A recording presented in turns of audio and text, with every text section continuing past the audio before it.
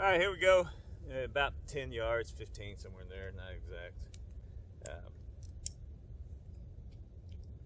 We got the Cowboy load, 45 Colt, firing it through the pistol arrow. And we're just gonna see what kind of expansion we get. Here we go.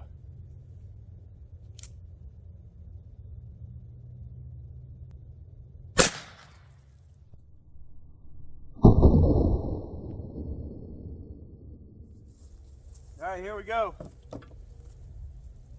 I'm already telling y'all.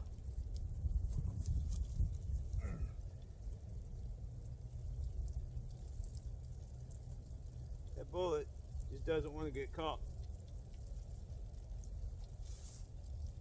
We have passed through on 3 jugs after expanding in the flour. This is the Cowboy load. Winchester's Cowboy load. Yeah, we got, looks like a little, that's tape. Nothing special there. Nothing going on in that one. Got it in and got it out. That one got away.